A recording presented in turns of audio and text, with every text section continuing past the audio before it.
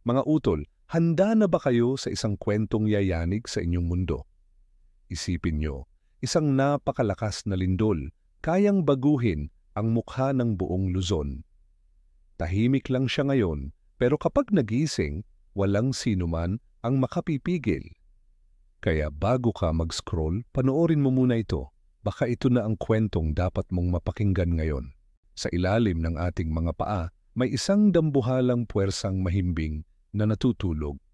Ito ang West Valley Fault, isang 100 kilometrong bitak sa lupa na bumabagtas mula Bulacan hanggang Laguna. 400 taon na itong hindi gumagalaw, pero ayon sa mga eksperto, parang isang orasan, malapit na itong tumunog, oras na ulit para ito ay gumising. At kapag nangyari iyon ang resulta, isang lindol na may magnitude 7.2, isang pagyanig na hindi natin basta-basta maiisip ang tindi.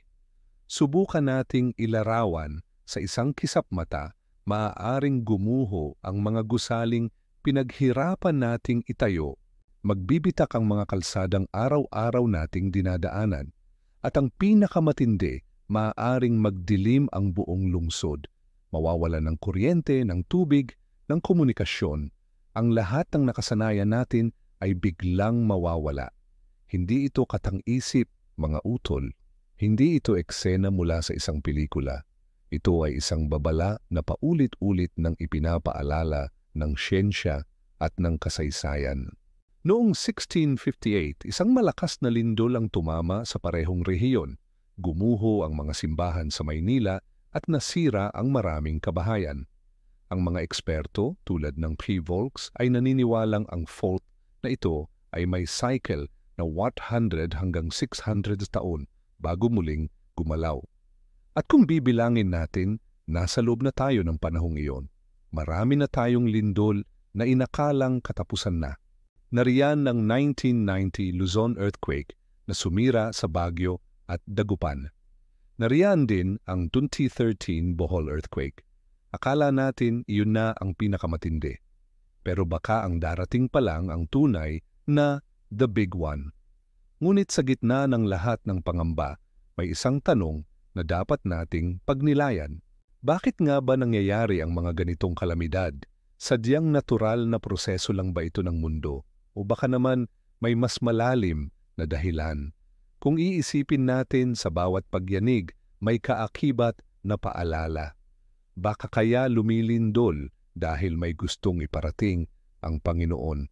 Isang mensahe na siya ay buhay, siya ay makapangyarihan, at siya ang Diyos na dapat nating kilalanin at balikan, na sa bawat pag-uga ng lupa, sa bawat pagbitak ng semento, pinapaalala niya sa atin na siya pa rin ang may hawak ng lahat. Tayo, bilang mga tao, ay may hangganan. Gaano man kataas ang ating mga gusali, gaano man ka-advance ang ating teknolohiya, sa isang iglap, maaaring kunin ang lahat. Kaya mga utol, sa halip na malunod tayo sa takot, sa halip na magpanik, baka mas mainam kung tatawag tayo sa Kanya. Baka ito na ang pagkakataon para suriin ang ating mga sarili. Saan ba nakasandal ang ating pag-asa? Sa yaman ba? Sa lakas? O sa pananampalataya? Ang mga ganitong pangyayari ang sumusubok sa atin.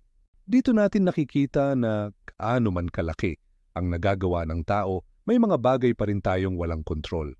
At doon nasusukat ang tunay na pananampalataya, hindi sa kawalan ng takot, kundi sa pagkakaroon ng tiwala sa gitna ng takot.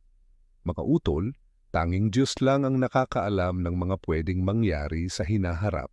Walang siyentipiko o teknolohiya ang makapagsasabi ng eksaktong oras at petsa. Kaya ang magagawa lang natin ay maghanda, hindi lang sa pisikal na aspeto, kundi pati na rin sa espiritual. Mag-ipon ng emergency supplies, alamin ang mga ligtas na lugar, at higit sa lahat, manalangin tayo at magtiwala sa Panginoon, na sana sa Kanyang awa at pagmamahal ay hindi na mangyari itong the big one. O kung mangyari man, naway bigyan niya tayo ng lakas at katatagan. Kung gusto niyong makarinig ng ganitong mga kwento, nakakamangha, nakakakaba, At higit sa lahat, may aral, i-follow nyo ang tamang kwento lang, mga utol. At i-share nyo rin itong video para mas marami ang mapaalalahanan na sa huli, ang paghahanda at pananampalataya ang ating pinakamalakas na sandata. Maraming salamat sa pakikinig.